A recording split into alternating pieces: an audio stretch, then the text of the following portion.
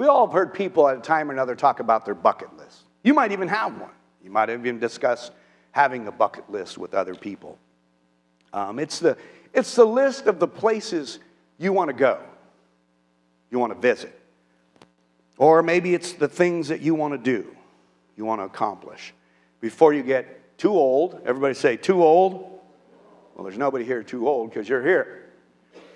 Or you're unable physically, you can't go to somewhere, or you're financially unable, or maybe simply you just want to do it before you die.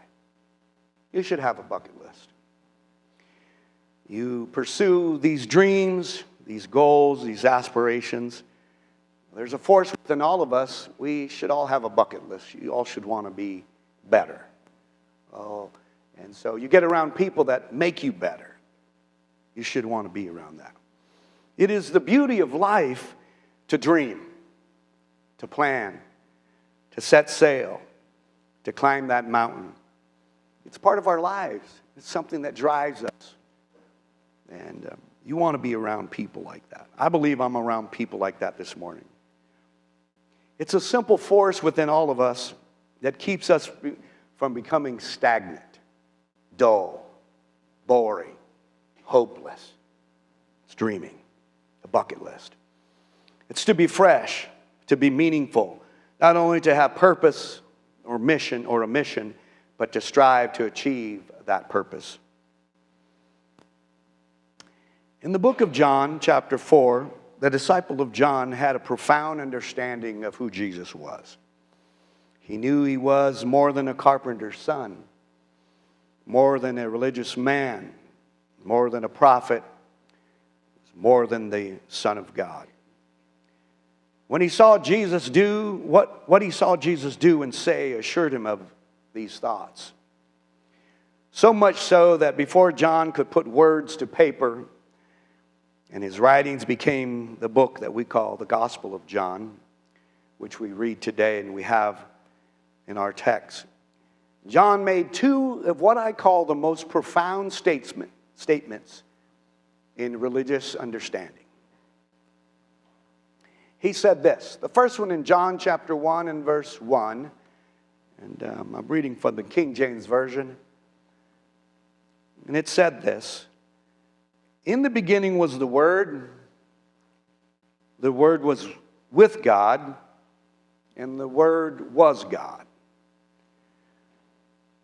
The Word cannot be separated from who God is. It's how He exists. His Word is eternal. You don't separate them because they're inseparable together. The Word is creative. It's all-powerful. It's precise. The Word has no rival that has ever defeated it. But then there's something that happened that's the second thing that I believe is the most profound thing. It's almost inconceivable.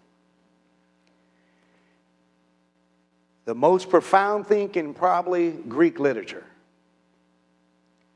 Philosophers, theologians, educators, the simple-minded and the hungry, all those that discuss it and argue it, talk about it, they long for an answer of why. But in John chapter 1, the same chapter, 13 verses later says this. Verse 14 of chapter 1, and the Word became flesh. The Word, God's Word is inseparable from Himself. That Word became flesh. And the Bible goes on to say, and dwelt among us. And we beheld His glory. There was something fascinating about that Word becoming flesh. And the glory as of the only begotten of the Father, full of grace and truth. There's two Greek words, and I'm not going to bore you with Greek literature and Greek wording, but logos, the word, the facts, the written word itself, and rhema, the spoken word.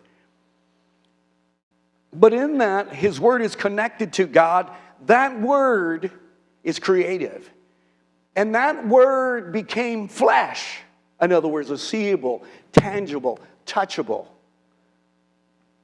Not just like you read in a book and the words, you know how you read it and they seem to come alive with clarity and color and they do something to you. But that word, his word, who God is, became flesh and dwelt among us. They beheld some glory that they never seen anywhere. John had this unique view of who Jesus was. He was more than that carpenter's son.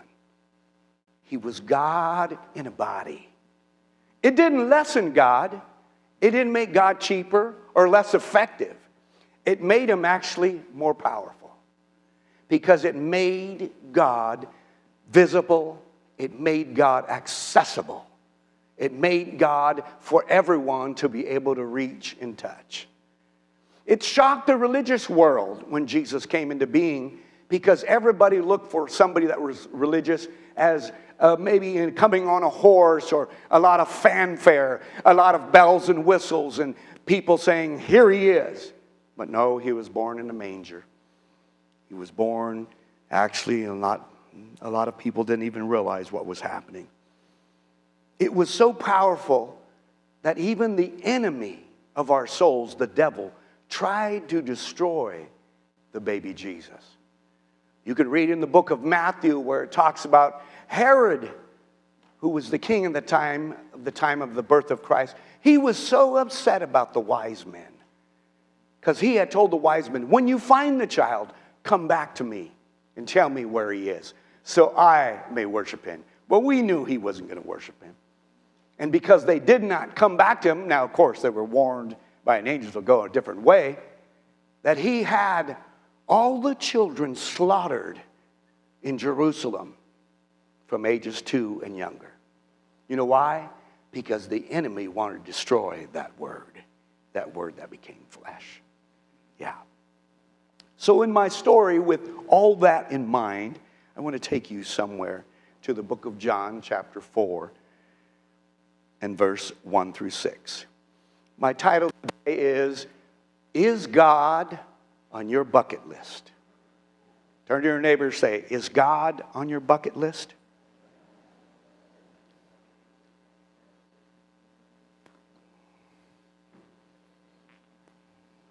John chapter 4, verses 1 through 6.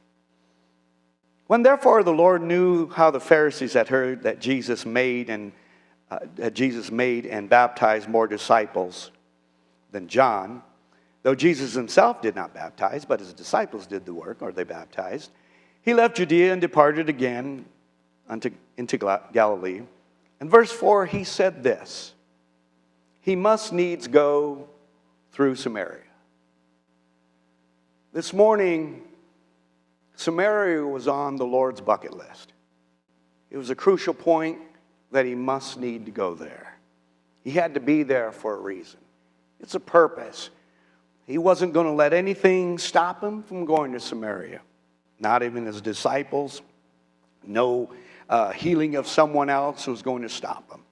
There was a plan and purpose. This word that became flesh was going somewhere. And if God does that, if he does that, something's going to happen great. The story unfolds, and you've probably read it before, but for those that have not, I'm going to walk you through some of it.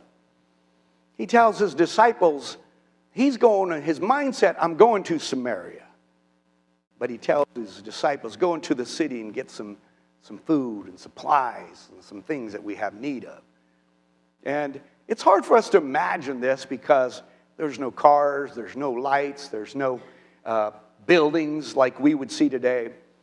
I can see this in my mind's eye, the way John paints it, is that there's a well somewhere outside the city. And this well was important for the whole city, for all the members. This well was so crucial because water is important. We know that because 2/3 of your body is made of water. If you want to get specific, I think it's 87 or 83%. But whatever it is, that's your makeup, water. If you don't drink enough water, you and I, you're going to die. You're going to die. So water was crucial. But he goes to this city, and here he is. There's this well. I can see it on maybe a hill.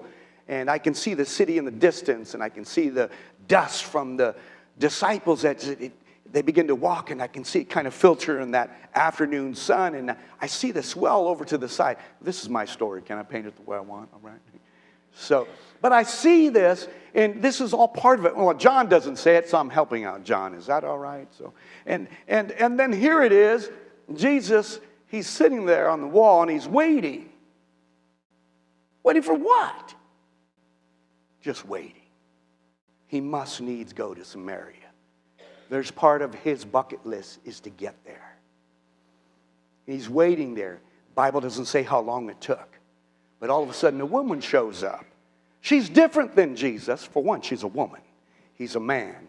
She's a Samaritan. They can tell by her dress. And they know that Jesus is a Jew. The story unfolds, and here it is.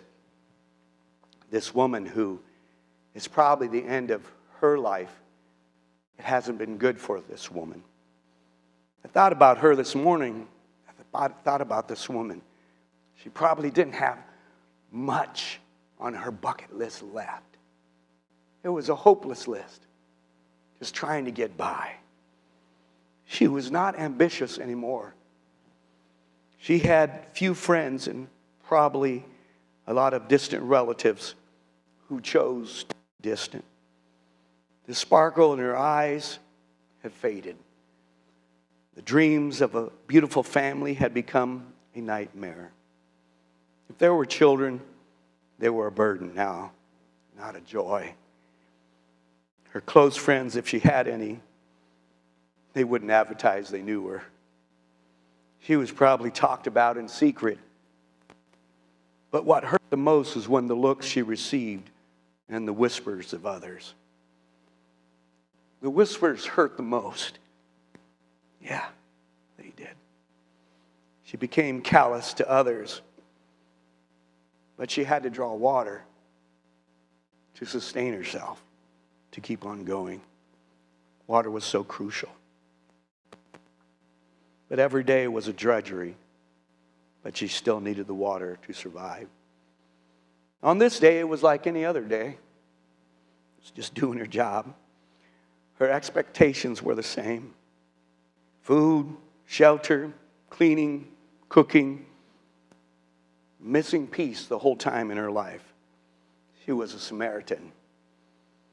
And the man on the well was a Jew. She was probably hoping that day not to have any interactions with people. She probably was more reserved because of her lifestyle, the things that have hurt her. As she nears the well, I can see this unfold. And Jesus doesn't waste any time. His words cut through the air like a hammer smashing glass. She's startled at first. There's a man, a Jew, he's at the well. But she's smart, though. She has some wit. Verse 9, she says, we don't have dealings with people like you, Jew. As you read the story, Jesus asked this morning, he said, hey, give me a drink. Let me have some water. Can you imagine the audacity of Jesus? Sitting there, who knows how long, just waiting for someone to serve him. And of all the people that come there, that woman, he knows she has the ability to draw the water, because obviously he sees a water pot or some mechanism of drawing from the well. And he asks her, give me the drink. She, of course, being so smart and quick and witty, still had it within her. She probably thought, is this a trick? Somebody playing some game with me here? Did someone in the city set me up to fall again, to be the laughing stock? Remember, her life is a drudgery. It's not very much hope. Jesus points his question, and her understanding was limited because of past relationships and experience. Jesus knows how much time he has to spend with her. And he gets right to the point. And he says this, because she responded, said, we don't deal with you kind of folks. Anybody ever told you that? That's a great warm feeling, huh? Invited some, you're not invited. But anyways, we don't deal with you kind of people. And then Jesus said, bypasses the second question from her and says, if you knew the gift that was right before you, you would ask of me, give me water. That's living water. Because that's what I give. So think about this, what's happening to her. She knows the importance of water. Living water. Anybody ever seen dead water? Dead water is stagnant. It begins to smell. Only thing wants to live there is a virus and mold and dirt. Yeah. And so the conversation, because he's moving now, he doesn't have a lot of time. Her time is limited. Who knows? She probably thought, hey, I'm out of here. But of course, Jesus, knowing all things, he's ready for all this, right? And then she attempts to give him a history lesson on history. Well, you know, our father Jacob, this is his law. You know, I wonder if Jesus is like, just go ahead. I'm going to get to the point. But he listened to her. He actually gave her time in consideration of what was happening in her life. And begins to speak to her. Our father Jacob gave us as well. His cattle drank from it. Our children drank from it. We use it. And then she thought, wait a minute.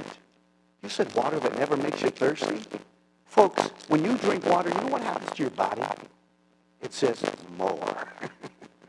You start, saliva starts happening in your mouth. You're like, I want more. I want more. Especially in the climate that they lived in. And so she was curious about this water, and she began to say, hey, give me this water. She stopped the whole thing. She's talking to somebody she shouldn't talk to, and now she realizes he's talking about living water. I've never heard that before. I want some. Jesus had her. Sometimes I hate to tell you this, folks, but Jesus is very pointed. Because you don't know how much time you have. But he does. But if he can captivate your attention, he's going to get to the point. So here he is. He's in the store. And then she realizes, I want the living water. Then he says, that's what I wanted her to ask. Isn't Jesus so good and cool? But then, remember, when Jesus does something for you and I, it's for everyone. And he said, go get your husband. Why did he have to go there? Really? He knows what's happening in her life. Now, you don't know this. You know it now because you've read it several times. Can you imagine? But you don't know this at first. He's the only one that knows this, and she does. Jesus knows her lifestyle. He knows the pain and suffering. He knows everything that everybody has ever said about that woman. But he's going to give her something she can never thirst again. But it's so good that he says, go get your husband. And by then, the Word, the Logos, became flesh. He knew everything about what to say and do. And then he says, go get your husband. And she, honest and realizing true love, something is happening to me. And she said, I don't have a husband. You have been honest. You are right. Neither are the 5 men, the husbands have you had. That's like deflating the balloon, isn't it? But you know what? No one else was there. Just her and Jesus. It wasn't an embarrassing statement. It was a statement to get something out of her. And he said, matter of fact, the person that you're with now is not your husband. She could have ran away and said, who told me this? Why do they have to bring up my life again? I didn't choose this pathway. Some of it was dealt to me because of circumstance. Yet she was moved. And she said, I perceive. I have some understanding now. It's the picture is clear. Are you a prophet? Because I've heard there's going to be a prophet coming. He begins to explain to her that some things, and I can see the breakdown in her emotions, realizing I didn't anticipate this when I came to get water.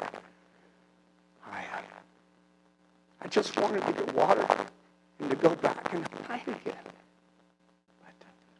But something about it That word that was embodied did something to her. So her goes on and she goes to the city and she says, you know what, folks? I'm a bad person. Some of you know my lifestyle. Some of you know my wrong. But I just met somebody who told me things some of you don't even know. There's such a stir in the city. Somebody could be that close and intimate in person to be able to reveal things about you to show how much they were concerned. He must needs go to Samaria. With that in mind, in the book of Malachi, there's one verse I'd like to read to you, chapter 3 and verse 7. Of course, Jesus is talking about the messenger that was to come, which was John the Baptist, and he said these words, and I want to take the latter part of that. Even from the days of your fathers you have gone away from my ordinances and have not kept them. But he said this, return unto me. Return to me, and I would return to you, saith the Lord. I believe this morning Jesus should be on our bucket list. Can we stand? Revival hit Samaria for one unlikely woman who went back to the city and said, I met a man who was able to tell me things about myself.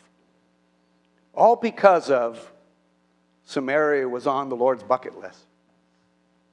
If God has his sights on you, you need to be grateful. You need to be thankful. Because that means there's a purpose that he has for you. You're not here by accident. I liken what it said in John chapter 1 and verse 46 through 48. There's a little story that is read there about Jesus talking. He's picking his disciples. And it says this, and Nathanael said unto them, can there any good, and he's talking to his other friends about Jesus coming. And Nathanael says, can there any good thing come out of Nazareth?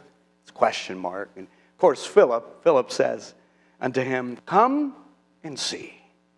Verse 47, Jesus saw Nathanael coming to him and said to him, behold, an Israelite indeed in whom no guile is. In other words, this is a good man, almost a perfect man. And Nathanael said unto him, whence knowest thou me? How do you know me?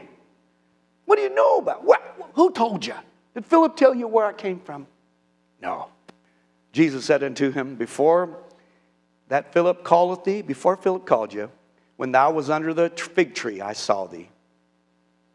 And Nathanael said this, kind of like what the woman was saying. Said unto them, Rabbi, thou art the Son of God, thou art the King of Israel. This morning, if you get anything out of this, you need to get the Lord on your bucket list. He needs to be the priority. He needs to be there. You need to push aside some things. Those dreams and hopes and what you plan to do with him, her, or what you want to do with a family, you need to make up your mind. Because the person next to you might not be here tomorrow. But if you make up your mind and he's on your bucket list, it doesn't matter where you go. Everything's going to be all right. This morning, I want to remind you, like Jesus told the woman at the well, if you're thirsty for the water that he could give, I say come. Because you can receive this water this morning. You can receive the water and you'll never thirst again. I can tell you, I have experienced myself after 44 years. When I received the water, the living water, I have never thirsted for anything more than him. Because you know why? He satisfies. He satisfies in the good times. Brother Michael, he satisfies in the not so good times. He satisfies when there's pain and suffering. He satisfies there's things you cannot explain. When everybody is against you, Jesus satisfies. Because He's that water that you'll never ever have to thirst again. In reality, all of us want that water. It's just things get in the way. But if you put Jesus as the priority, He can change that. He can give you water that'll never make you thirst again. Let's all close our eyes for a minute. Lord, you know everyone that is here. You know maybe the difficulties or the challenges that they face to be here. You know the people that invited them, and you know the concern that maybe they have for things that are happening in their life that they cannot explain. But this morning, Lord, I believe you came here to AJC because it was on your list as well. So that way you can change someone's life that is thirsty. All of us have some recognition, some resemblance to that woman at that well. We just become dissatisfied with things in life. But you, Jesus, you can satisfy everyone with the water that never runs dry. Help us, Lord, in the next few minutes to make up our mind that we really want to serve you and give our life and commit it to you. No matter what happens from here on out, Lord, we need you like that woman needed you that special day in Samaria. It's our opportunity, Lord. It's a challenge that we have to say, yes, I'm willing. Yes, I want more. I want more because I want the water to satisfy the yearning in my own soul. Help me, Lord, to make that positive decision in my life and my life be committed to you. If you're hungry this morning and thirsty, I invite you to come. If you need the well to spring up in your life, I invite you to come. I believe if you lift your hands and say, Lord, I'm thirsty for the water that never makes me thirst again, Jesus. I want that water. I want you as the priority in my life, Lord. I want you to be number one in my life, Jesus. Oh, Lord, I worship you. I'm unworthy to be part of you, but I worship you because of who you are. You're the King of glory. You're the Word that became flesh, dwelt among those men. You are the Word, Lord, this morning. You're that great God and Savior of us all. That's it. Reach to Him. If you don't know how to pray, just say, Jesus, I'm here and I need you. I will do what you want me to do. I will be and go where I need to go and become the person that you want me to become. And you can lift your hands and thank Him. Accept that He died on the cross for you, for your sin. And ask Him to forgive you. It's simple. Just say, Lord, forgive me.